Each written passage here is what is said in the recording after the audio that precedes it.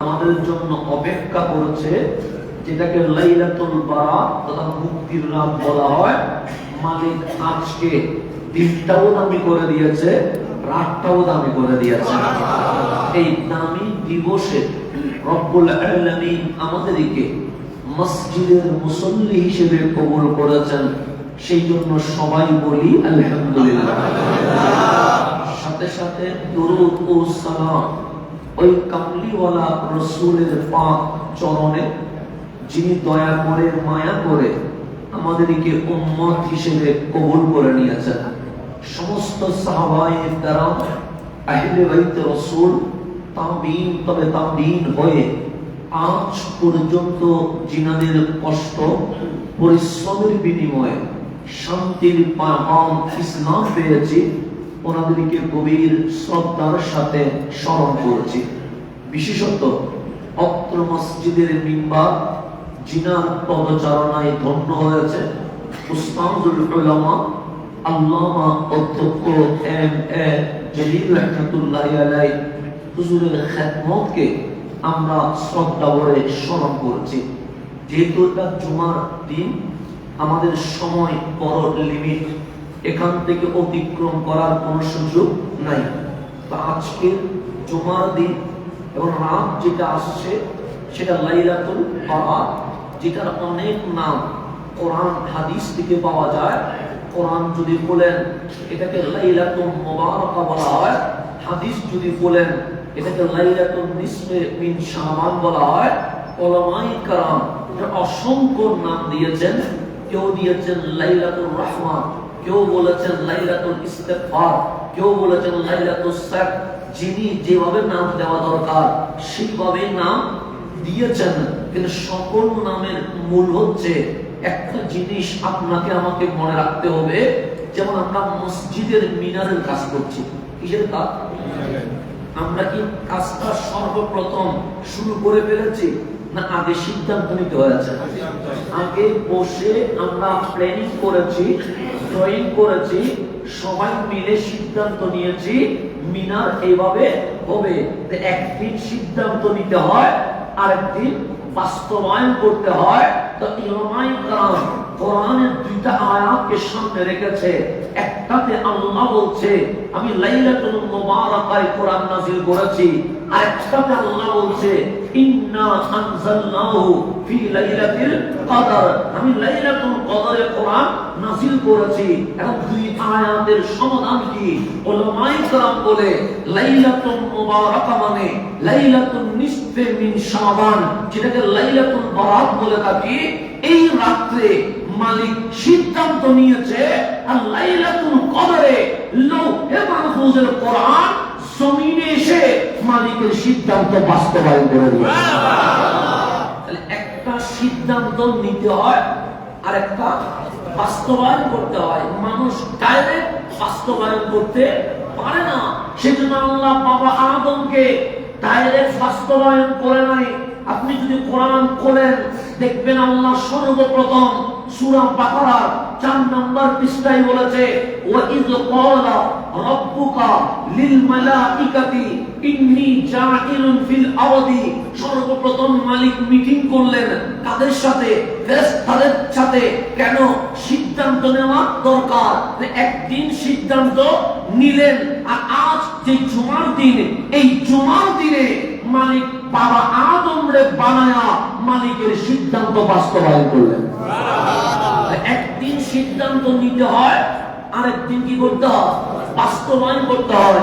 Budget যে pass হয়, একদিন সংসদে বসতে হয়ে বাজেট প্রস্তাব করতে হয়। সকল প্রস্তাব বিবেচনা করে আরেকদিন বাজেট বাস্তবায়ন করতে হয়। তো লাইলাতুল বারাতে মালিক বাজেটের সিদ্ধান্ত নেন, লাইলাতুল কদরে মালিক বাজেটের যে সিদ্ধান্ত তা বাস্তবায়ন করে দেখান। দুইটাই দামি, কোনটারে অস্বীকার করার কোনো সুযোগ নাই। এখন যে মুহূর্তে আমরা আছি, এই মুহূর্তটা এমন দামি, এটাও এমন দামি। আমার রাসূল আরবি সাল্লাল্লাহু আলাইহি ওয়াসাল্লাম বলছে জুমার দিনে মালিক এমন একটা সময় গোপন রেখে দিয়েছে, যেই সময়ে বান্দা দোয়া করলে মোনাজাত কবুল হয়ে যায়। সেই জন্য জুমার নামাজে আমাদেরকে মিলিত হতে হয়, সেই জন্য জুমার নামাজে আমাদেরকে খুতবা দিতে হয়, সেই জন্য জুমার নামাজে আমাদেরকে ঈদের মতো করে পালন করতে হয়। কেন? দোয়া কবুল হওয়া এটা দুঃখের বিষয় না, দোয়া কবুল হওয়া এটা আনন্দের বিষয়। সেই জন্য দোয়া কবুল হয় বলে আপনার নবী এই জুমার দিনকে গরিবের জন্য হজের দিন ঘোষণা করে দিয়েছে। আমরা জুমাও রাখতে হবে, বরাতও রাখতে হবে, দুইটার সমন্বয় ঘটায়া আবার আমাদের যে বিষয়বস্তু চলমান আছে এটারও কি রাখতে হবে, সামনে রাখতে হবে। কারণ আল্লাহ বরাত দিল, কিন্তু কিছু মানুষের মোনাজাত আল্লাহ কবুল করবে না, ওদের মধ্যে আমি আছি কিনা এটাও তো দেখতে হবে। শুধু দোয়া করলে তো হবে না, দোয়া কবুল করানোর জন্য আপনাকে আমাকে উপযুক্ত হওয়ার দরকার আছে। আমি যদি ঠিক না হই মোনাজাত কবুল হবে না, আর আমার মোনাজাত যদি কবুল না হয় আপনারা আমিন বললে তো কোনো লাভ হবে না। তাহলে আমাদেরকে সর্বপ্রথম উপযুক্ত হইতে হবে। যেমন আজকে আপনারা অনেক সময় বলেন হুজুর কোরআনের মাহফিল হয়, হেদায়েত তো হয় না, হাদিসের মাহফিল হয়, হেদায়েত তো হয় না। এখন বর্তমান মাহফিল এত বেশি বেড়েছে যেটা সংখ্যা এই বাংলাদেশের গণে শেষ করা যাবে না। আগে ওই তো মহল্লায় একটা মাহফিল, এখন মহল্লায়ও 5-6টা করে কি হয় মাহফিল হয়। মাহফিলও বাড়ছে, হেদায়েতও কমছে। মাহফিল বাড়লে হেদায়েত বাড়বে, মাহফিল কমলে হেদায়েত কমবে। কিন্তু বাংলাদেশের দিকে আপনি দেখেন মাহফিলও বাড়লো, হেদায়েতও কমলো। আপনি বলুন যে হেদায়েত কেমনে করছে? মাদক কমে নাই, তার মধ্যে হেদায়েত কমে গেছে। হানাহানি কমে নাই, হেদায়েত কমে গেছে। জুলুম কমে নাই, হেদায়েত কমে গেছে। চাঁদাবাজি কমে নাই, হেদায়েত কমে গেছে। সুদ ঘুষের লেনদেন কমে নাই, হেদায়েত কমে গেছে। জেনা ব্যভিচার কমে নাই, হেদায়েত কমে গেছে। আগে যে দিবস নামের কোন দিবস শুনি নাই, এখন এসে দেখতেছি পুরা ফেব্রুয়ারি মাস অমুক দে পুরা দিবসে কি হয়ে গেছে, ভরপুর হয়ে গেছে। এত দিবসের নাম মুখস্থ করতে গেলে আমি দেখলাম আমি নিজে পাগল হয়ে যাব। এমন কোন দিন নাই যেখানে কি নাই দিবস। কখনো ফুল দিবস, কখনো গিফট দিবস, কখনো মাফ করা দিবস, কখনো এই দিবস, দিবসের কোনো কি নাই, শেষ নাই। আমি আজকে এই ফেব্রুয়ারির প্রথম থেকে আজকে 13 তারিখ মনে হয় 14 তারিখ পর্যন্ত দেখতেছি এমন কোন দিন নাই যেখানে কি নাই দিবস নাই। তো আমি 14 দিনের দিবস দাঁড়িয়ে দেখি বিশ্ব অলসতা দিবস আছে কিনা এটা বুঝি পাই নাই। একটা সকল দিবস আছে, অলসতা দিবস নাই। সব দিবস বুঝি। এখন এতগুলো দিবস যদি আপনি পালন করতে যান, আপনার চাকরি বাকরি করা দরকার আছে না? নাই, আপনার চাকরি দিতে শুধু দিবস পালন করা। এত দিবস, এই দিবসের বিরুদ্ধে কেউ বলে না। আর লাইলাতুল বারাতে মসজিদে আসবেন, মালিকের দরবারে সুবহানা রাব্বিয়াল আ'লা বলবেন, যেখানে ভালোবাসা আদান প্রদান হবে বান্দার মাবুদের মাঝে। ওই দিবস বন্ধ করার জন্য ইহুদি খ্রিস্টান নয়, দাড়ি টুপিওয়ালা মাঠে নেমে গেছে। এতগুলো দিবস চলছে, কই যেগুলোর মধ্যে বেহায়াপনা আছে, যেগুলোর মধ্যে অশ্লীলতা আছে, যেগুলোর মধ্যে গুনাহ আছে, যেগুলোর মধ্যে ব্যভিচার আছে, যেগুলোর মধ্যে মাদক আসক্ত হওয়ার সম্ভাবনা আছে। এখন অনেকেই বলবে এক রাতে মসজিদে আসি কি হবে? আরে হেদায়েতের মালিক তো আপনি নয়, হেদায়েতের মালিক তো আমি নয়। হয়তো লাইলাতুল বারাতের সদকায় কেউ যদি মসজিদে এসে সুবহানা রাব্বিয়াল আ'লা বলে সিজদা দেয়, হয়তো এমন হতে পারে এই সিজদা তাকে মরণ পর্যন্ত মুসল্লি বানায় যাবে। হতে পারে কি বলেন?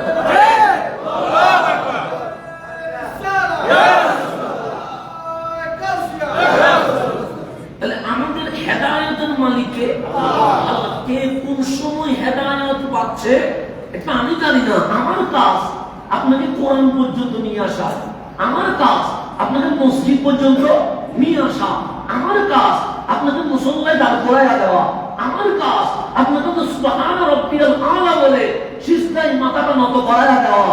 বাকি ওই সিজদা রহমানের দরবারে কবুল হবে কি হবে না এটা আমার আপনার দায়িত্বের মধ্যে পড়ে না। লাইলাতুল বারাতের সদকা কেউ যদি চলে আসে এটা আমাদের জন্য আনন্দের বিষয় না বিষয়। এখন আপনি সংস্কৃতি যেটাকে বলছেন, লাইলাতুল বরাতকে সামনে রেখে এই সোনার বাংলাদেশে অনেক সংস্কৃতি আছে না নাই?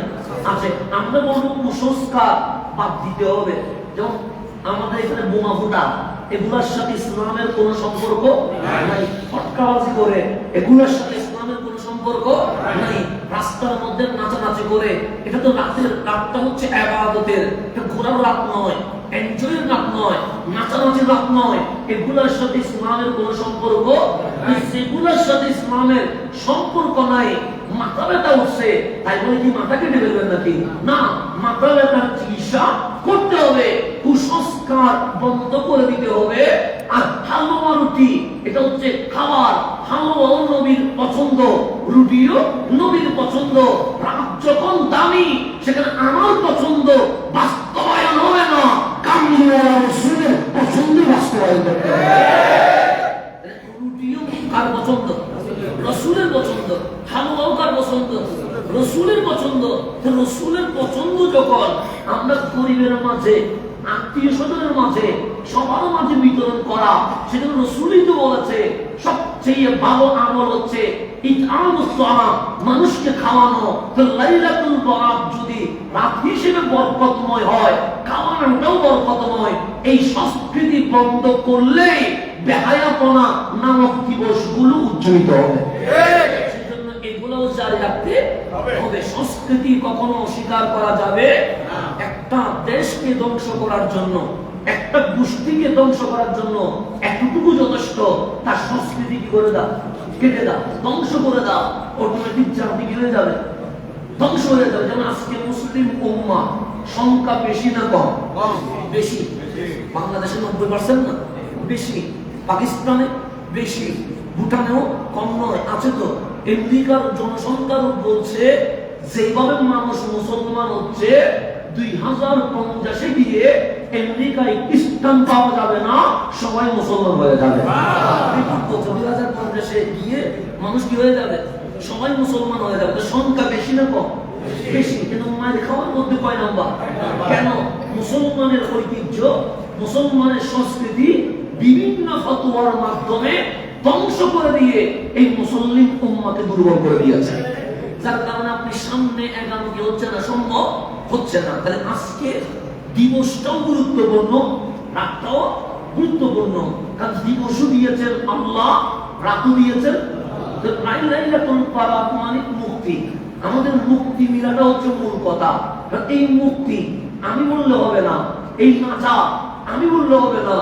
যিনি নাজাত দিতে এসেছেন ওই রাসূলকে বলতে হবে কিভাবে মুক্তি মিলবে, আর যিনি নাজাত দিবেন ওই আল্লাহই বলতে হবে আমরা কিভাবে মুক্তি পাবো। কথা ঠিক না? তো আল্লাহ কোরআনে বলছে, যেখানে আমরা আলোচনায় ছিলাম সেখান থেকে আপনাকে বুঝায়া দিই। কোরআন বলছে ইয়া আইয়ুহাল্লাযীনা আমানু, শুধুমাত্র মুমিনকে রাখছে, অন্য কাউরে নয়।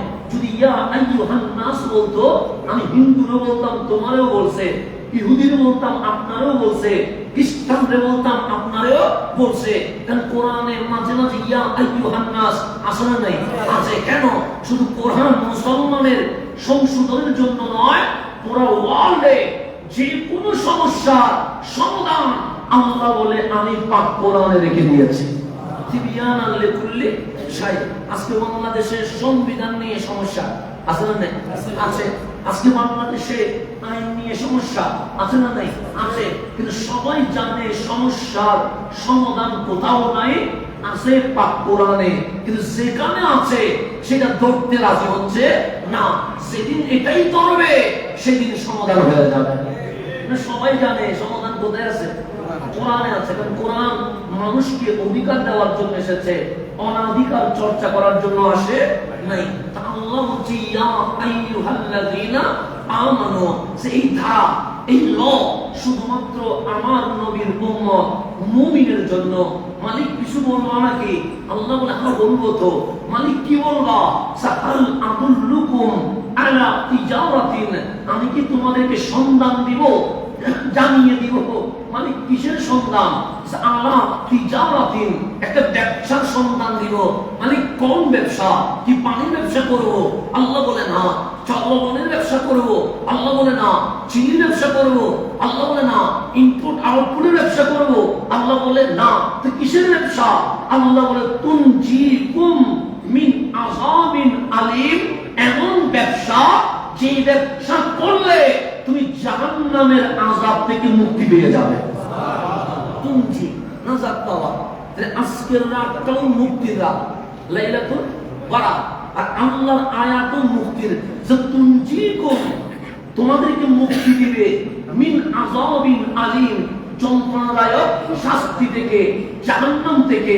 আল্লাহ একটা ব্যবসা করতে যাচ্ছে, বিজনেস করতে যাচ্ছে।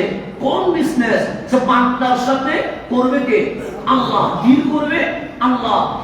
ইয়া আইয়ুহাল্লাযীনা আমানু, মাঝখানে কোনো বায়ার নাই, মাঝখানে কোনো মাধ্যম নাই, ডাইরেক্ট তুমি আর আমার মাঝে ব্যবসার চুক্তি হবে। ব্যবসা করতে গেলে মাঝখানে বায়ার লাগে কি লাগে না? লাগে। মাঝখানে একটা মানুষ লাগে, যিনি আমার ব্যবসাকে কি করে দিবে? এগায়া দিবে। আপনি যদি চীনের সাথে ব্যবসা করেন, একটা বায়ার তো লাগবে। আপনি যদি আমেরিকার সাথে ব্যবসা করেন, একটা বায়ার তো লাগবে। আপনি যদি মালয়েশিয়ার সাথে ব্যবসা করেন, একটা বায়ার লাগবে। আল্লাহ বলে আমার সাথে ব্যবসা করলে কোনো ঝামেলা নাই, আমি আল্লাহ ডাইরেক্ট তোমার সাথে ডিল করব। মালিক ব্যবসার কাগজে কি লেখা থাকবে? সে লেখা থাকবে তুনজিকুম মিন আযাবিন আলীম, যেটা তোমার আর আমার ব্যবসার মাঝে ফলাফল লেখা থাকবে। ব্যবসার লাভ হচ্ছে আমি আল্লাহ তোমাদেরকে জাহান্নাম থেকে মুক্তি দিয়ে দেব।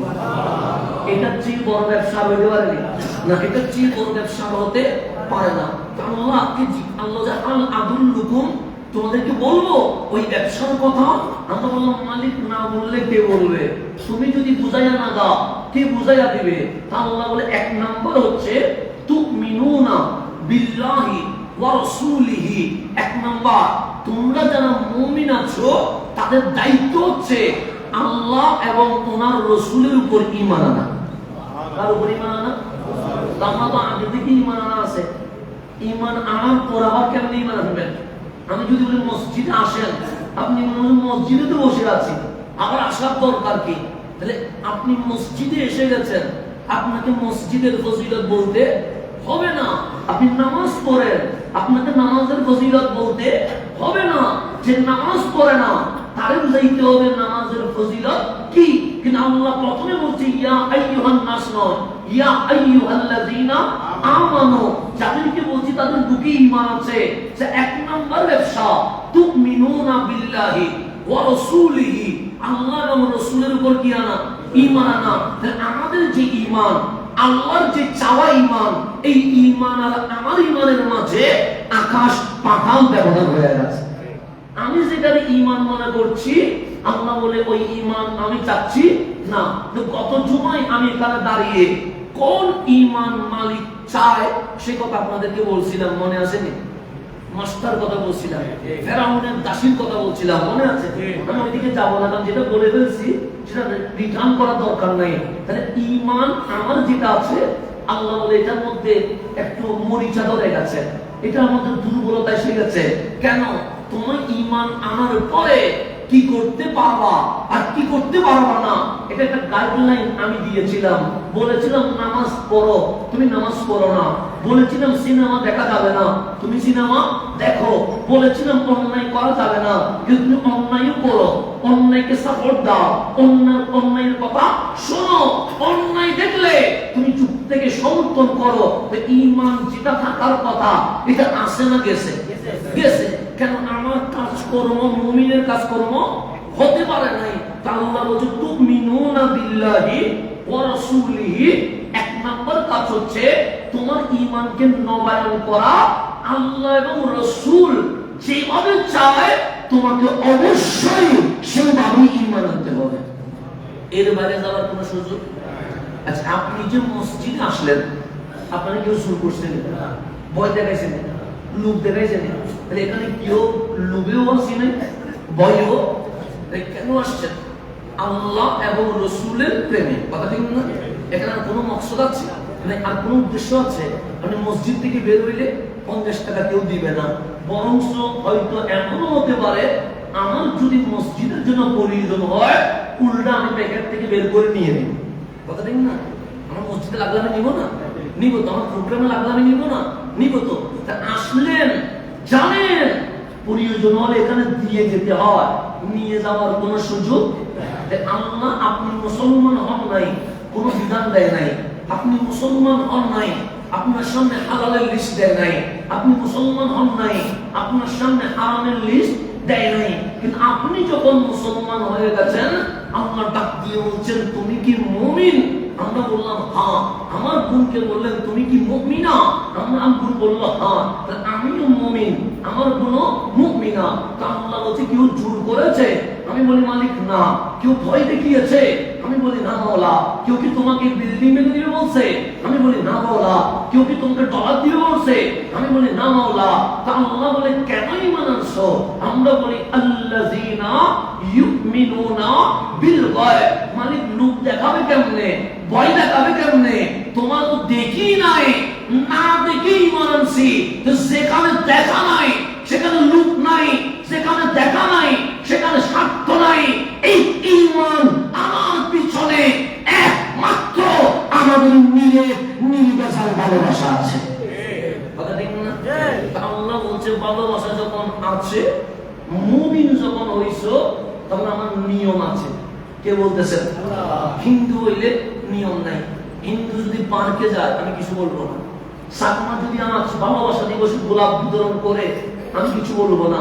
নাস্তিক যদি আমার ফেসবুকে পোস্ট করে আমি কিছু বলবো না। কেন? তার কাজ সেই করো, আমার কোনো আপত্তি নাই। কিন্তু আমি মুসলমান হইলে বলতে হবে। কেন? আল্লাহ বলেন মা কানা লিমুমিনিন ওয়ালা মুমিনাতিন ইযা কাদাল্লাহু ওয়া রাসূলুহু আমরা। তোমার সাথে আমার ডিল হচ্ছে, বিজনেস ব্যবসার আলাপ হচ্ছে। এখন আল্লাহর বান্দা, সেজন্য আমার রাসূল এসেছে। কেন? আপনিও বান্দা, আমিও বান্দা, হিন্দুও বান্দা, সাকমাও বান্দা, নাস্তিকও বান্দা, সবাই তো বান্দা আছে। কিন্তু রাসূলে আরবি এই জমিনে এসে বান্দারে মাওলার বন্ধু বানাইতে আসে। ছিলাম বান্দা বানাইয়া দিবে কি বন্ধু? এটা হচ্ছে আমার নবী রহমতুল লিল আলামিন এসেছেন এই মাকসাদে, এই উদ্দেশ্যে। তা আল্লাহ বলছেন তোমার ঈমান আছে নি? আমরা বললাম আছে। আল্লাহ বলেন মুমিন যদি হও তাহলে শুনে রেখো, আল্লাহ এবং রাসূল কোন বিষয়ে ফয়সালা দিলে এর বাইরে অন্য কিছু পছন্দ করার কোনো সুযোগ নাই। আজকে 14 ফেব্রুয়ারি ইহুদি খ্রিস্টানদের বানানো হচ্ছে ভালোবাসা দিবস, আর আমার নবীর দেওয়া হচ্ছে লাইলাতুল নিসফে মিন শাবান। এখন আপনি যদি মুমিন হন, কোনটা নিতে পারবেন? ভালোবাসা দিবস নিতে পারবেন না লাইলাতুল বরাত নিতে পারবেন? লাইলাতুল বরাত এর বাইরে যাওয়ার কোনো সুযোগ কেন? আপনার বিজনেস ডিল হয়ে গেছে কার সাথে? আল্লাহর সাথে। এর বাইরে যাওয়ার কোনো সুযোগ নাই। আল্লাহ যখন চুক্তি আমার সাথে হয়েছে, বিজনেসের ডিল আমার নবীর সাথে হয়েছে, এখানে আর অন্য কারো কথায় চলে যাওয়ার কোনো সুযোগ নাই। মুমিন ছিল না, ডিল অন্যের সাথে ছিল। মুমিন হয়ে গেছো, তোমার বিজনেসের ডিল আল্লাহ এবং রাসূলের সাথে শুরু হয়ে গেছে। আরে তাকবীর, আরে রিসালা, আরে গাউসিয়া, শাহেন সিরিকো। তাহলে ঈমানের মজবুতি দেখার জন্য আপনাদেরকে সাহাবীদের জীবন পড়তে হবে। কাদের জীবন? সাহাবীদের, আহলে বাইতের জীবনী পড়তে হবে, তাবিঈনের জীবনী পড়তে হবে, তবে তাবিঈনের জীবনী পড়তে হবে। ওনারা যেরকম মুমিন হয়েছে আমাদেরকেও সেরকম কি হইতে হবে? মুমিন হইতে হবে। এরপর আল্লাহ বলেন তুজাহিদুনা, তোমরা জিহাদ করবা, প্রচেষ্টা করবা, ফি সাবিলিল্লাহ, কার রাস্তায়? আল্লাহর রাস্তায়।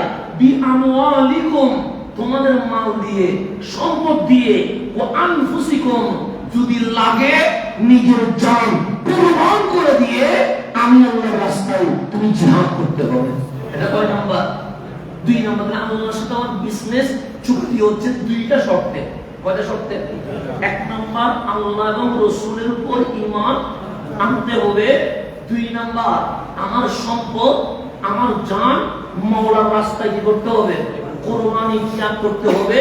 আল্লাহ বলে যালিকুম খায়রুল লাকুম ইন কুনতুম তা'লামুন, যদি তোমরা জানতে এই বিজনেসের চেয়ে ভালো কোনো বিজনেস আর হতে পারে, যালিকুম খায়রুল লাকুম, এটা তোমাদের জন্য অনেক উত্তম ব্যবসা, এটার চেয়ে ভালো ব্যবসা এই জমিনে আর কেউ করতে পারবে না। কেন?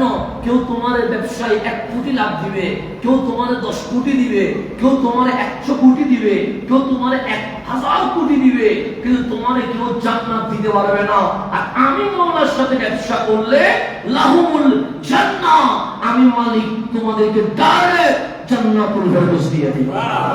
তাহলে ব্যবসার ডিল হচ্ছে কয়টা? দুইটা। 1 নাম্বার ঈমান আনতে হবে আল্লাহ এবং রাসূলের উপরে, ঈমান আনার মতো। 2 নাম্বার আমাদের সম্পদ, আমাদের জান সবকিছু বিসর্জন দিতে হবে কার রাস্তা? আল্লাহর দ্বীন কায়েমে। গভীর মনোযোগ। আমি যেহেতু ঈমান কিভাবে আনতে হবে এটার উদাহরণ দিয়ে দিয়েছি। এখন আপনি তুজাহিদুনা ফি সাবিলিল্লাহ, আল্লাহর রাস্তায় যে জিহাদ করা, বি আমওয়ালিকুম, মাল দিয়ে, ওয়া আনফুসিকুম, এবং জান দিয়ে, এটা কিভাবে করতে হবে এটাও আমাদের জানার দরকার আছে না নাই? আছে। এখন বলেন আমার নবীর জীবন 63 বছরের হায়াতের মধ্যে কষ্ট কম না বেশি? বেশি। আমার রাসূল আম্মা জান আয়েশা সিদ্দিকা তোয়াহেরা বলছে, শান্তি মতো পিঠ লাগিয়ে কখনো ভালো করে ঘুমা নাই।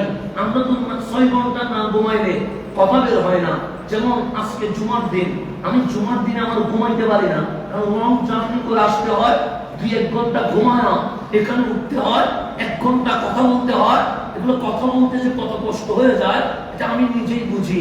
শুক্রবার আপনাদের জন্য ছুটির দিন, কিন্তু আমাদের জন্য কিনা ছুটির দিন। আমাদের কাজকর্ম আরো কি হয়ে যায়? বেড়ে যায়। ঘুমানোর মধ্যে সমস্যা হয়, জার্নির মধ্যে সমস্যা হয়, খাওয়া দাওয়ার মধ্যে সমস্যা হয়। তো 2-3 ঘন্টা ঘুমাইলেও ঘুম হয় নাই বলে মাথা কিটকিট করে কথা বের হইতে চায় না, আওয়াজ বের হয়, অনেক কষ্ট হয়ে যায়। এক প্রকার জমার দিন যেন আমার যুদ্ধ শুরু হয়ে যায়, এই অবস্থা চলতে থাকে। কিন্তু আম্মা জান আয়েশা সিদ্দিকা তোয়াহেরা বলছে, আরে তোমরা তো একদিন পরিশ্রম করেছো, আর আমার কামলিওয়ালা রাসূল 63 বছর জীবনে শান্তি মতো কখনো ঘুমাই নাই। কেন? এই উম্মতের ভালোবাসায় আমার নবী নিজের ঘুমকে হারাম করে দিয়েছেন। সুবহানাল্লাহ। এটা নাম রহমতুল্লিল। এখন বলেন হক সেখানে, মিথ্যা সেখানে। হক সেখানে। ফেরাউন না থাকলে আপনি মুসা আলাইহিস সালামের শান বুঝতে পারবেন না। নমরুদ না থাকলে আপনি ইব্রাহিম আলাইহিস সালামের শান বুঝতে পারবেন না।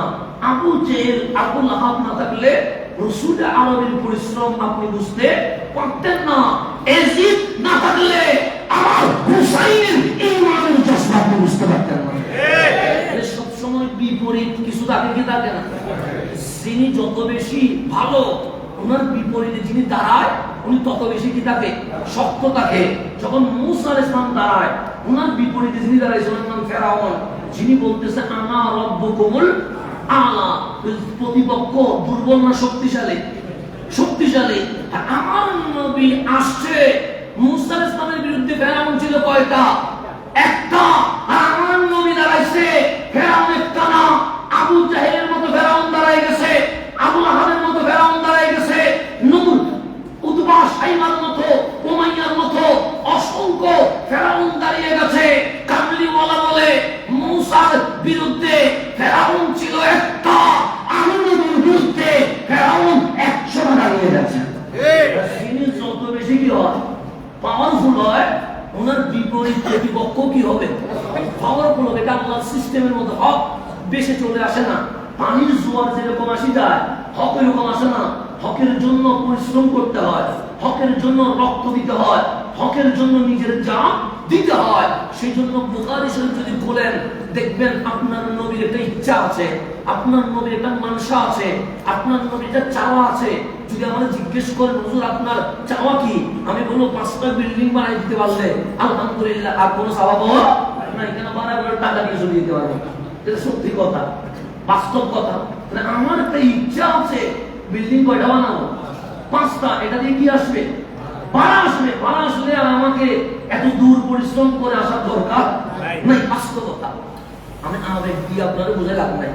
বাস্তবতায় আসে। আমার যদি 5টা বিল্ডিং থাকে, আমি জীবনে রাতভর এরকম পরিশ্রম করবো? বাস্তবতা চলে আসেন। আমি দিয়ে বোঝানোর দরকার নেই, আপনি বাস্তবতা মেনে নেন। আমার একটা ইচ্ছা আছে, বিল্ডিং কয়টা উঠবে, আপনি কি করবেন? বিল্ডিং তো আছে, তো কি BMW একটা হইলে ভালো হয়ে যায়। আপনার একটা ইচ্ছা আছে না? নাই আছে। আপনার ইচ্ছা কি? এখন আপনি বলবে ব্যবসায় লস গেছে, যদি এবার 10 কোটি ব্যবসা কি হয়ে যেতে পারে, লাভ হয়ে যেতে পারে, তাহলে আমার কি হয়ে গেছে? আলহামদুলিল্লাহ। আর কোনো স্বপ্ন নাই? এরকম আমাদের অনেক স্বপ্ন জমে আছে কি নাই? আছে। রাত্রে ঘুমাইতে পারি না কেন? স্বপ্নগুলো বারবার উকি মারে। এমন স্বপ্ন তো তাদের বয় যেটা ঘুমাইতে দেয় না। বাস্তবায়নের জন্য সামনের দিকে এগোতে হয়। তা আপনার নবীকে জিজ্ঞেস করেন, ওগো নবী গো, আপনি কি বিল্ডিং করবেন? সে না। আপনি কি বিজনেস করবেন? সে না। আপনি কি BMW নেবেন? সে না। আরে আমি এগুলো দেখবো কেন? আমি নবী যদি উহুদরে বলি স্বর্ণ হয়ে যা, আমার জন্য স্বর্ণের সিংহাসন হয়ে যাবে। এটা আমার কোনো ইচ্ছা? নবীর ইচ্ছা কি? আমি আল্লাহর রাস্তায় নিজের কর্তব্য পূরণ করে দিই। সুম্মা উহিয়া, তারপর আমার চিন্তা হবো, আমার মাওলার কদমে কোরবান করব, আবার জিন্দা হব, আবার কোরবান করব, আবার জিন্দা হব। আমি নবীর ইচ্ছা হচ্ছে আমার মাওলার রাস্তায় বারবার জান দেওয়া। তা আল্লাহ ডাক দিয়ে বললেন, হাবিব আপনি যে বললেন আপনি কুরবান হবেন, আপনার কথাকে আমি না বলতে পারবো না। কদ্দাম যে কাটবেন, এটা যে আপনি চাচ্ছেন, এটা আমি না করতে দিব না। তবে আমি আল্লাহর চাওয়া, কেউ যদি তরবারি নিয়ে হাবিবের গর্দানে উঠে হাবিবকে শেষ করা, আমি আল্লাহ নিজে দায়িত্ব হিসেবে নিয়ে নিই। আল্লাহ আমার হাবিবকে আমি শহীদ হইতে দিব না। রসুল বলে আমি শহীদ হব, আল্লাহ বলে আমি শহীদ হইতে দিব না। রসুল বলে আমি গর্দান দিব, আল্লাহ বলে আমার হাবিবের গর্দান আমি দিতে দিব। এখন কটা পজিটিভ আর নেগেটিভ হয়ে গেছে। রসুল বলে দিব, আল্লাহ বলে দিতে দিব না। হাবিব মানে বলবে ভালোবাসা এক কাহিনী, এগুলো আপনারে আমারে বুঝিয়ে দেওয়া সম্ভব হবে না। সেজন্য আল্লাহ কোরআনে বলছে আপনাকে মাসুম রাখবো। মানে এটা মাসুম মানে এক অর্থে, কিন্তু এখানে মাসুম মানে আপনাকে আমি সেফ জোনে রাখবো। আপনাকে কেউ আঘাত করবে, এটা আমি রহমান কখনো হইতে। এখন রসুল বলে আমি শহীদ হব, আল্লাহ বলে আমি গর্দান কোরবান করতে দিব না। এখন আল্লাহ আর রসুলের কথাকে কখনো না বলতে পারবে? এখন আল্লাহ বলে হাবিব যখন শহীদ হইতে চেয়েছে, হাবিবের শাহাদাত এটাও তো অনন্য হইতে হবে। সবাই শহীদ হয় একরকম, কয় রকম? কাউরে বিষ খাওয়ানো দিলেন, উনি শহীদ হয়ে গেছে, এটাকে বলে শহীদের সোবরা, ছোট শহীদ। আবার কাউরে যুদ্ধের ময়দানে গলা কেটে দিয়েছেন, এটাকে বলে কোবরা, বড় শহীদ। যে ছোট শহীদ হয় এ বড় শহীদ হইতে পারে না, যে বড় শহীদ হয় এ ছোট শহীদ হইতে পারে না। কিন্তু আপনার নবীর জীবনটা পড়েন, কামলিওয়ালা খাইবারে কোথায় চলে গেছে? এক ইহুদি নারী মাংসের মধ্যে বিষ মিশায়া দিলেন রসুলরে। কারা দিলেন? আমার নবীর পাশে একজন সাহাবী ছিল। রসুল যে পরিমাণ গোশত খেয়েছে, সাহাবীও ওই পরিমাণ গোশত খেয়েছে। সাহাবীর জায়গার মধ্যে শহীদ হয়ে গেছে, কিন্তু আপনার নবী কি হয় না? শহীদ হয় নাই। তখন গোশত বলতেছে, মাংস বলতেছে, ইয়া রাসূলুল্লাহ আমার আর খাই না। কেন? আমার ভিতরে বিষ মিশিয়ে দিয়েছে। আল্লাহ নবী ডাক দিলেন ইহুদি নারীরে, কিরে মাংসের ভিতরে বিষ মিশালি কেন? তখন ইহুদিরা তো চালাক হয়, সে বলছে আপনি আসলে নবী কিনা টেস্ট করার জন্য বিষ মিশিয়েছি। যদি নবী হন তাহলে তো মাংসই বলবে ওর মাঝে বিষ আছে। এ কথা কি করে বলছে? এটা করছিল জানি শুনি মারার জন্য, কিন্তু এখন যখন বুঝতেই কথা বলা শুরু করছে, এখন বাঁচারটা কি আছে? উপায় তো নবীজিও ওই পরিমাণ গোশত মাংস খেয়েছে, সেই পরিমাণ খাওয়ার কারণে আরেকজন সাহাবী কি হয়ে গেছে? কিন্তু আপনার নবী কি শহীদ হয়েছেন? কিন্তু শহীদ হওয়ার প্রক্রিয়া কি হয়ে গেছে? শুরু হয়ে গেছে। হাই করে মাংস খাওয়া মানে বিষ প্রয়োগ হয়েছে, কিন্তু শহীদ হয় নাই। আবার চলে আসেন, আমার রসুল বলছেন হাসান হোসেনকে জানো? থেকে আবনায়া আমার ছেলে। সাইয়্যিদুনা আলী বলছে আমার হাসান চেহারা থেকে বক্ষ পর্যন্ত নবীর মতো, আমার হোসেন পক্ষ থেকে কদম পর্যন্ত নবীর মতো হাসান দাঁড়াইলে মানুষ বলে হাসান, হুসাইন দাঁড়াইলে মানুষ বলে হুসাইন, দুইজন একসাথে দাঁড়াইলে মানুষ বলে যেন রহমতুল লিল আলামিন দাঁড়িয়ে আছে। কেন? ওই যে শাহাদাতের দোয়া পেয়ে গেছে, কবুলে গেছে। ইমাম হাসানকে শহীদ করেছে পানিতে ফেলে, আগুনে পোড়ায়া, কি করে বিষ প্রয়োগ করে। খাইবারে শুরু হওয়া জিহাদের প্রক্রিয়া ইমাম হাসানকে বিষ প্রয়োগ করে শহীদ করে দেওয়া মূলত ইমাম হাসানের শাহাদাত নয়, রাসূলের শুরু হওয়া শাহাদাত হাসানের মাধ্যমে বাস্তবায়ন হয়ে গেছে। তারপর উহুদে চলে আসেন, তীর মারছে, দন্দন মোবারক হয়েছে, শহীদ হয়েছে, রক্ত মোবারক বেরিয়েছে, আপনার নবী বেহুশ হয়ে পড়ে গেছে। এখন বলেন ইমাম হুসাইনকে পানিতে চুবাইয়া মারছে, আগুনে ফেলে মারছে, কিভাবে মারছে? গর্দানের উপর ছুরি চালায়া। সেই জন্য আমার নবী বলছে হুসাইনুম মিন্নি ওয়া আনা মিন হুসাইন, হুসাইন আমার থেকে, আমি নবী হুসাইন থেকে। এটা বুঝবেন কেমনে?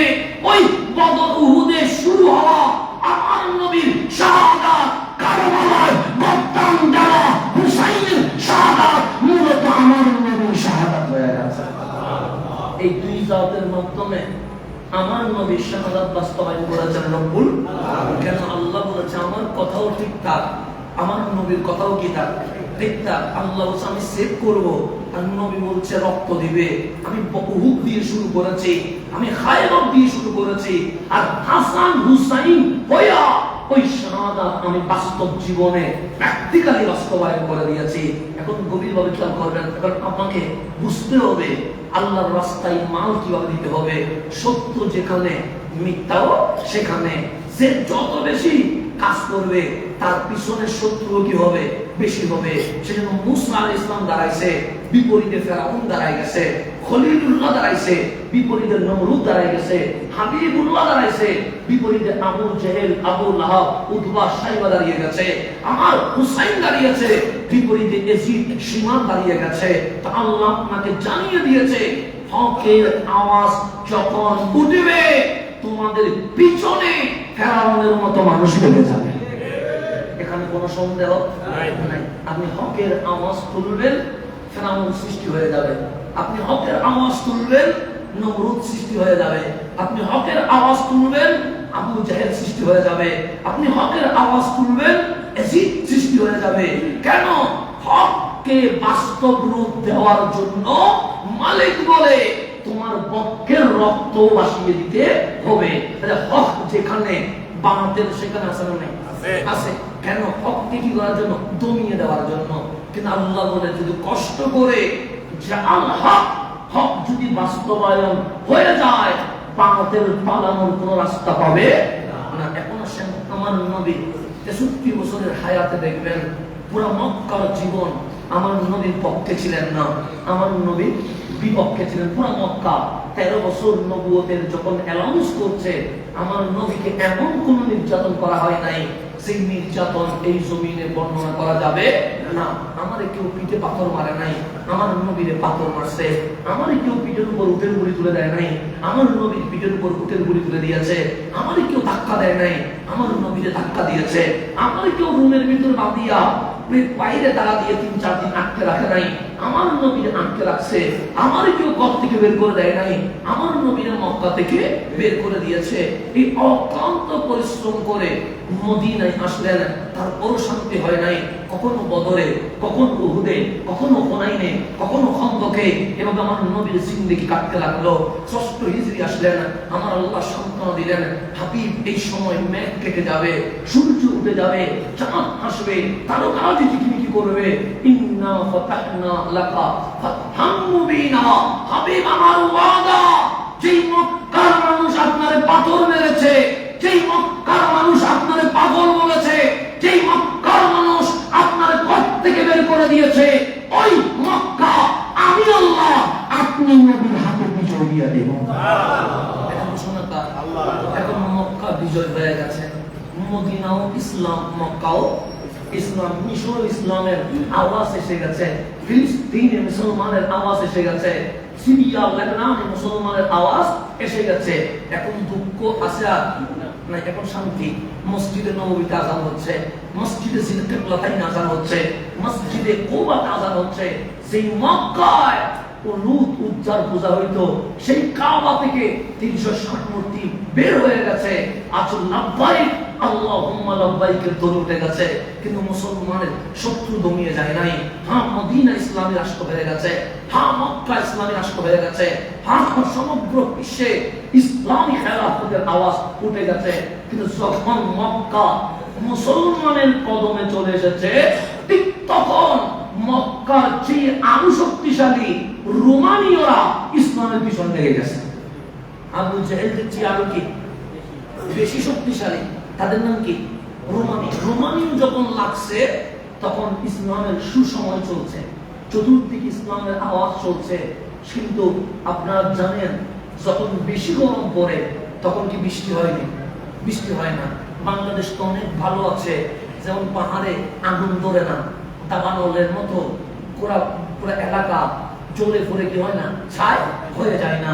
কিন্তু যেগুলো মরুভূমি অঞ্চল, সেখানে গরমকালে সূর্যের এত বেশি সেলসিয়াস থাকে, বাগানের মধ্যে খেজুর বাগানে পাহাড়ে কখনো কখনো কি ধরে যায়, আগুন ধরে যায়। যে আগুনের কারণে পুরা এলাকা পুরা সমাজ আগুনের মধ্যে কি হয়ে যায়, পুড়ে ছাই হয়ে যায়। কিন্তু মক্কা যখন বিজয় হয়ে গেছে, মুসলমানের সুসময় তো আসছে, কিন্তু মদিনায় গরম বেড়ে গেছে। এমন গরম বাড়ছে, খেজুর গাছে আর খেজুর নাই, জমিন ফেটে চৌচির হয়ে গেছে। এখন সবজি চাষ বন্ধ হয়ে গেছে। দুর্ভিক্ষের আবহাওয়া যেন মদিনায় বিস্তার লাগছে, এক অগ্নিশিখার পুরা মদিনা চলছে। এমন অবস্থায় হঠাৎ করে আমার নবীর কাছে চিঠি আসছে, লক্ষ লক্ষ রোমানীয় সৈন্য মদিনায় যুদ্ধ করতে আসবে। এমন অবস্থায় যুদ্ধের অ্যানাউন্স যখন আসলেন, মক্কা তো দমে গেছে, মদিনা তো দমে গেছে। যখন সুসময়, তখন আমার নবীর কাছে মেসেজ আসছে, লক্ষ রোমানীয় সৈন্য মদিনার অভিমুখে রওনা হবে। আমার রাসূল বললেন, এই দুর্ভিক্ষের সময়ে এমন গরম, যে গরমে খেজুর বাগানে অগ্নিশিখা জ্বলছে, মানুষের ঘরে খাবার নাই, এক বেলা খায় তো দুই বেলা খাইতে পারে না। এমন পরিস্থিতিতে আমার নবীর কাছে চিঠি চলে আসছে, রোমানীয় সৈন্যরা মদিনায় রওনা হইতে প্রস্তুত হয়ে গেছে। আমার কামলিওয়ালা অতি দ্রুত ইমার্জেন্সি মসজিদে নববীতে মিটিং ডাকলেন, ডাক দিয়ে বললেন, সাহাবী আমার, রক্ত তো তোমরা দিয়েছো, গর্দান তো তোমরা দিয়েছো, জান তো তোমরা দিয়েছো, মাল তো তোমরা দিয়েছো, কিন্তু একটা পরীক্ষার পর আরেকটা পরীক্ষা আসতে শুরু হয়েছে। রহমান তোমাদেরকে যাচাই করছে, রহমান তোমাদেরকে বাছাই করছে। এখন আমি নবী যদি বলি, এই দুর্ভিক্ষের সময়ে, এই অগ্নিশিখায়, যখন মদিনার মরুভূমি চলছে, যখন ঘরে খাবার নাই, আমি যদি বলি এই রোমানীয় সৈন্যের বিপরীতে জান মান দিয়া নিজের গর্দান কুরবান করতে কারা কারা রাজি আছো? সমস্ত সাহাবী তুই হাত তুলে বলছেন, নবী গো, আমরা জান মান দিতে প্রস্তুত আছি।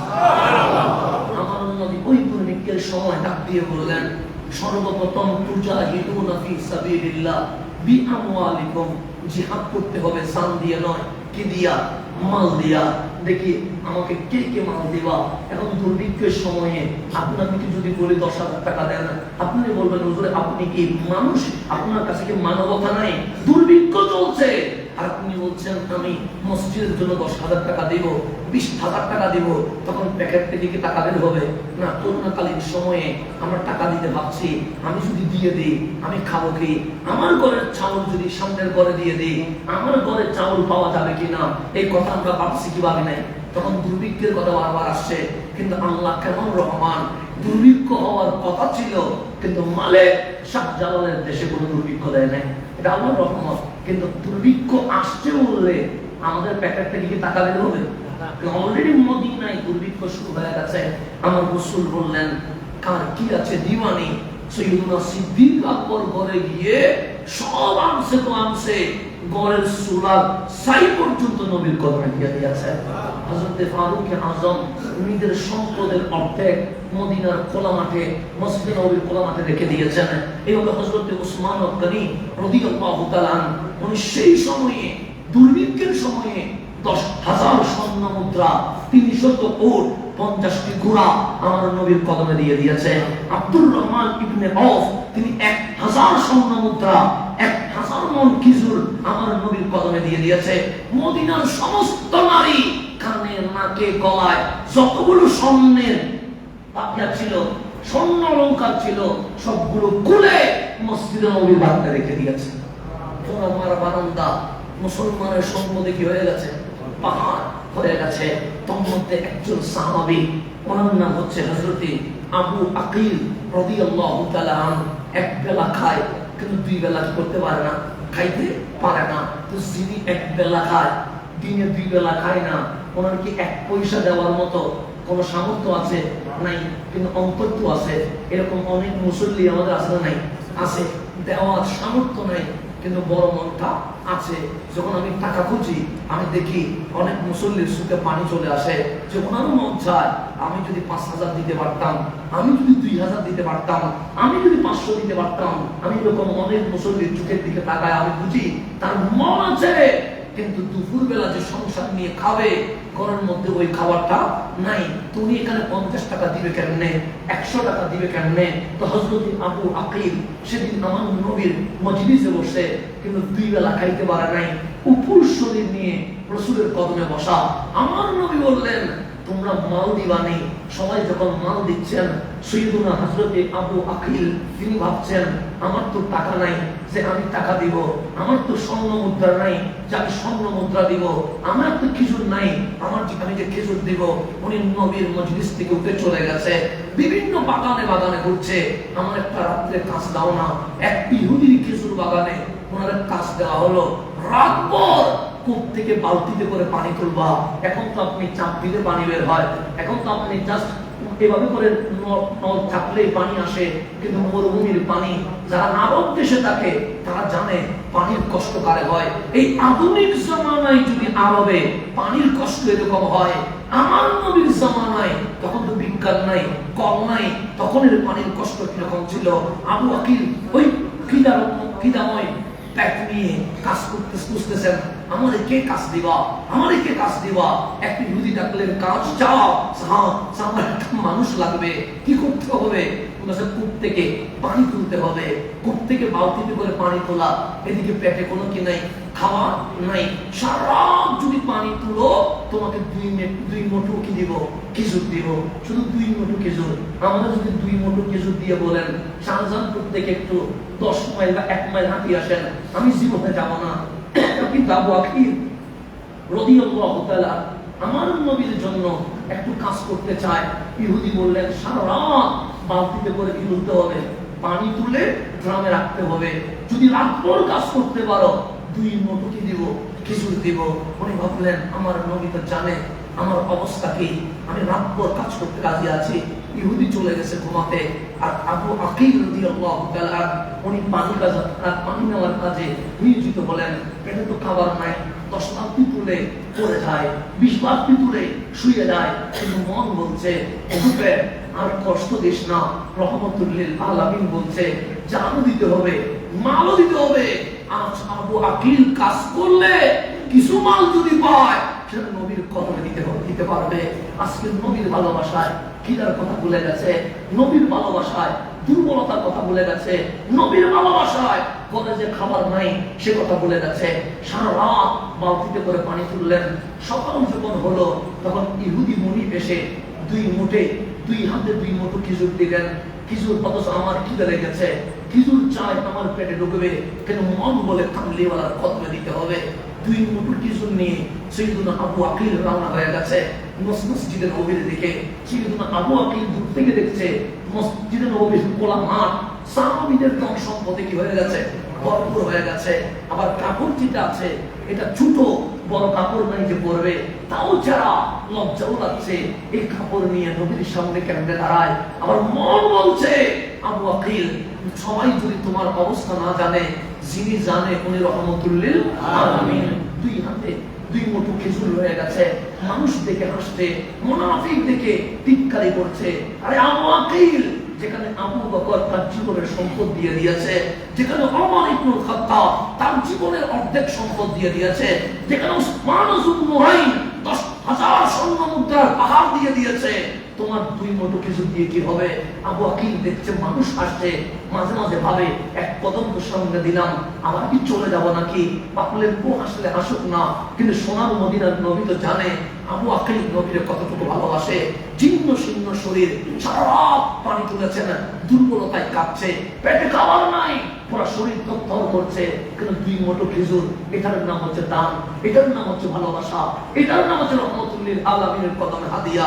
যখন মুনাফিক বিক্রি করছে, আবু আকিল একবার ভাবে যাবো কিনা, আরেকবার ভাবে ঘরে চলে যাবো কিনা, কিন্তু আবু আকিলের মন বলছে যাস না রে, কারণ তোর কাছে কে টিক্কারি করলো এটা দেখার দরকার নাই, কামলিওয়ালা নবী কতটুকু মূল্যায়ন করলো এটাই দেখার দরকার।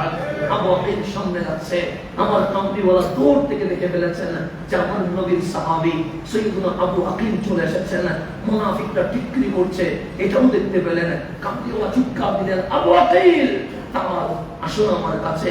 আবু আকিল নবীর ডাক শুনে দিলেন তো, আমার নবী বললেন বুকে আইতো, বুকে আসলেন আবু আকিল, তাক দিয়ে বললেন কি আনছো আবু আকিল? আবু আকিল বললেন নবী গো, আমি তো 1 বেলা খাই, 2 বেলা তো খাইতে পারি না। আমার রাসূল বলে আমি জানি তো তুমি যে খাইতে পারো নাই, কিন্তু তোমার ইশক আমি জানি, তোমার মুহাব্বত আমি জানি, কি আনছো আমারে দাও। সবার দান মাঠে দিয়েছে, আবু আকিলের দান মাঠে নয়, কামলিওয়ালা আমারে দাও, আমারে দাও। আবু আকিলের দান আমি নিজের হাতে নিয়ে নেব। কামলিওয়ালা নুরানি হাত বিছিয়ে দিলেন, আবু আকিল 2 হাতের 2 মুঠো খেজুর রহমতুল্লিল আলামিনের হাতে দিলেন। আমার নবী ডাক দিলেন, ও আমার সাহাবী এদিকে এসো। সাহাবী দৌড়ে আসলেন, ডাক দিয়ে বললেন 2 মুঠো খেজুর আমার আবু আকিল আনছে, রাতভর ঘুমায় নাই, পরিশ্রম করে আবু আকিলের দান এত বেশি কবুল হয়েছে, মাঝখানে নয়, কিনারায় নয়, যতগুলো সম্পদ হয়েছে সকল সম্পদের উপরে আমার আবু আকিলের খেজুরগুলো ছিটিয়ে দিয়ে দাও।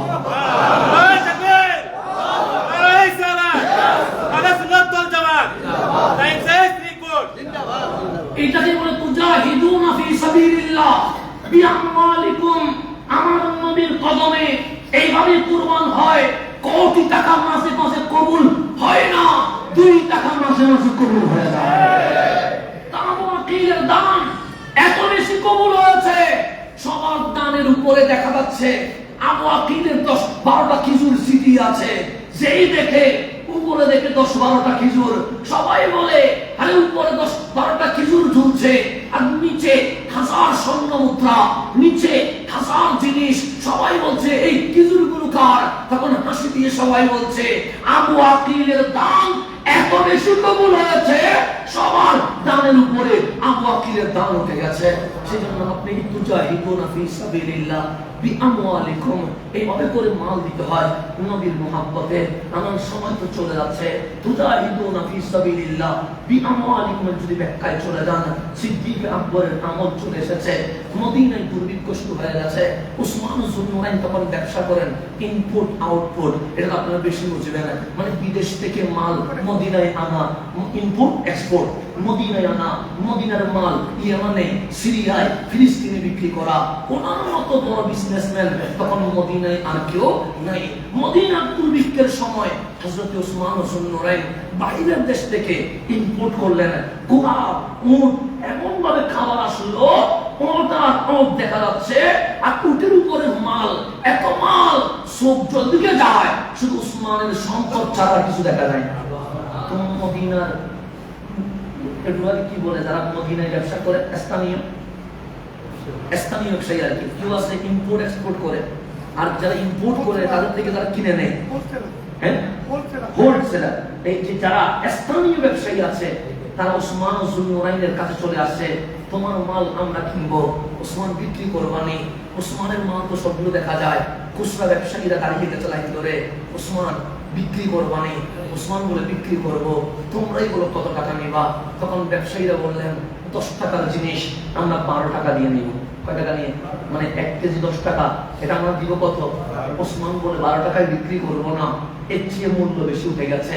তখন আরেকজন বললেন 13 টাকা দিব। উসমান বললেন 13 টাকায় বিক্রি করবো না, এর চেয়ে মূল্য আরেকটু বেশি উঠছে। আরেকজন বলে 14 টাকা দিব। উসমান বলে 14 টাকায় বিক্রি করবো না, এর চেয়ে মূল্য বেশি উঠেছে। কিছু দল বলছে ওসমান তো 10 টাকার জিনিস 14 টাকায় বিক্রি করে না, চলো আমরা দাম বাড়ায় দিই। 1 কেজি 10 টাকার জিনিস আমরা 15 টাকায় নিব। ওসমান বলে এর চেয়ে দাম বেশি উঠে গেছে। মক্কাবাসী হয়রান হয়ে গেছে, কিন্তু ওসমান প্রতি কেজিতে 5 টাকা লাভ, এর চেয়ে বেশি কে মোলাইছে তোমার থেকে? তখন ওসমান হাসি দিয়ে বলে আমার মাওলা মোলাইছে। আমার মাওলা বলেছে 1 টাকার জিনিস নাকি 10 টাকা দিবে, তোরা বলিস 10 টাকার জিনিস 15 টাকায় দিবি, আর মালিক বলে 1 টাকার জিনিস 10 টাকা দিব। উসমান মক্কাবাসী মদিনাবাসীর বিজনেস ম্যানদের সাথে ব্যবসা করবে না, আজ মালিকের সাথে ব্যবসা করবে। উসমান যুন্নুরাইন সেদিন সকল সম্পদ মদিনার অসহায় পরিবারের কাছে বিলীন করে দিয়ে সকাল গড়িয়ে রাত চলে এসেছেন। সাইয়্যিদুনা আব্দুল্লাহ ইবনে আব্বাস রাদিয়াল্লাহু তাআলা বলছেন, আমি স্বপ্নে দেখছি রহমাতুল লিল আলামিন। আমি বলি নাই, সাইয়্যিদুনা আব্দুল্লাহ ইবনে আব্বাস রাদিয়াল্লাহু তাআলা বলছেন, আমি স্বপ্নে দেখছি রহমাতুল লিল। আমার নবীটা সাদা দামি ঘোড়ার উপর উঠে গেছে, খুবই তাড়াহুড়া করছে। আমি গিয়ে বললাম, ইয়া রাসূলুল্লাহ, আমি ইবনে আব্বাস, আপনি যারা রাইসুল মুফাসসিরিন বলছেন, আমার রাসূল বলেন ভাই আব্দুল্লাহ ইবনে আব্বাস, তোমার আমি চিনি তো, কিন্তু আমি তাড়াহুড়ার উপর আছি। আব্দুল্লাহ ইবনে আব্বাস বলছেন, ইয়া রাসূলুল্লাহ, একটা মাসআলা জানার ছিল। আমার রাসূল বলে এখন জিজ্ঞেস করিও না, আমার সময় নাই। সাইয়্যিদুনা আব্দুল্লাহ ইবনে আব্বাস বলছেন, নবী গো, আপনি তো জীবনে কখনো আমার সময় নাই বলেন নাই, তাড়াহুড়ার জীবন দেখান নাই, আজকে এমন কি হয়ে গেছে আপনি তাড়াহুড়া করে চলছেন? তখন আমার রাসূল বলেন, বাবা আব্দুল্লাহ ইবনে আব্বাস, তুমি জানো না সকালবেলায় আমার উসমান তার সমস্ত ব্যবসার পণ্য মদিনাবাসীকে দিয়ে দিয়েছে। আব্দুল্লাহ ইবনে আব্বাস বলে, জানি তো, সেটা কেমন কবুল হয়েছে জানোনি? সে কেমন কবুল হয়েছে? আল্লাহর দরবারে এমন কবুল হয়েছে, আল্লাহ আজ রাতে জান্নাতের হুরদের সাথে উসমানের বিয়ের আয়োজন করে ফেলেছে। সকল নবী চলে গেছে, এখন আমি যাইতে পারি নাই, সেজন্য তাড়াহুড়া করে উসমানের বিয়েতে যাচ্ছি।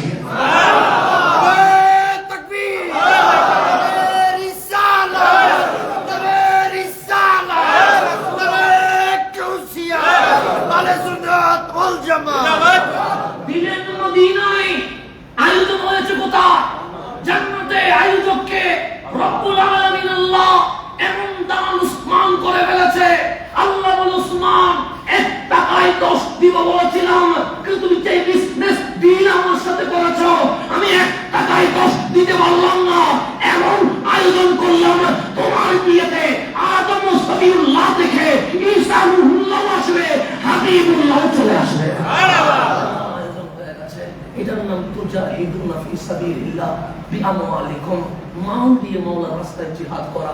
এই জিহাদ যেদিন উসমানের মতো করতে পারবো, যেদিন আবু আকিবের মতো করতে পারবো, যেদিন বেলালের মতো করতে পারবো, যেদিন জুলাইবিবের মতো করতে পারবো, যেদিন হুসাইনের মতো করতে পারবো, সেদিন আপনি আমি নিজের মুসলমান বলতে পারবো। এর আগে মুসলমান বলাটা ঠিক হবে না। আসেন আমরা বিজনেস ডিল করি কার সাথে? আল্লাহর সাথে। এই বিজনেসে আমরা সফল হব। আজ বরাতের রাত্রে জুমার দিনে আমাদের একটাই বিজনেস হবে, দুনিয়ার বিজনেস তো চলবে। আসেন আজ মওলার বিজনেসটা শুরু করে দিই। যেই বিজনেস উসমান যুন্নুরাইন হয়ে গেছে, যেই বিজনেসে আবু বকর সিদ্দিক আকবর হয়ে গেছে, যেই বিজনেস ওমর ফারুক আজম হয়ে গেছে, যেই বিজনেসে আলী মওলাই কায়নাত হয়ে গেছে। সুতরাং আমরা যদি ওই বিজনেস করতে পারি, আমরাও ওনাদের সঙ্গী হইতে পারবো। আল্লাহ যেন আমাদেরকে সেই পথের প্রতীক হিসেবে কবুল করেন। আমিন। আগামী আজকে